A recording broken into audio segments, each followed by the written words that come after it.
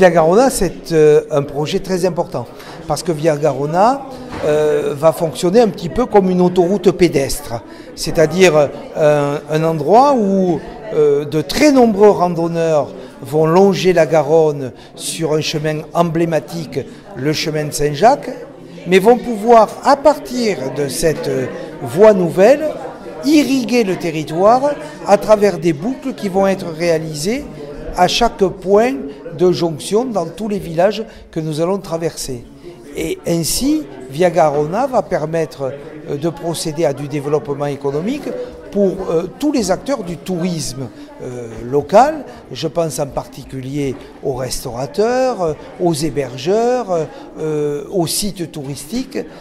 Incontestablement, le public qui sera nombreux va pouvoir consommer et donc permettre au territoire d'accroître leur développement économique.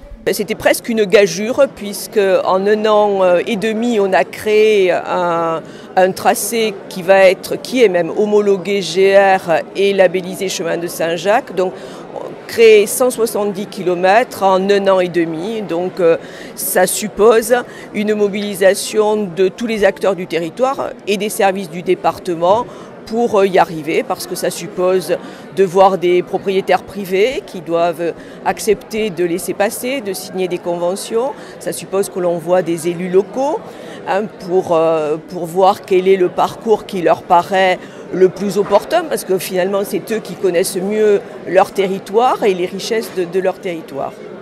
Qui dit randonneur, qui dit pèlerin, qui dit visiteur, dit quand même consommation de nuitées, consommation d'activités culturelles, d'activités de loisirs et donc très concrètement d'activités, des retombées économiques pour les acteurs du territoire. C'est un investissement brut de 500 000 € pour les aménagements et l'itinéraire et la signalétique. Il est évident que c'est un beaucoup plus gros investissement en moyens humains qui depuis 1 an et demi travaillent sur ce beau projet. On vous donne bien sûr rendez-vous à la première semaine de juillet, le samedi 1er juillet. Nous partirons de la place Saint-Cernin et nous arriverons 7 jours plus tard sur ce très très beau site de Saint-Bertrand de Comminges au pied des Pyrénées.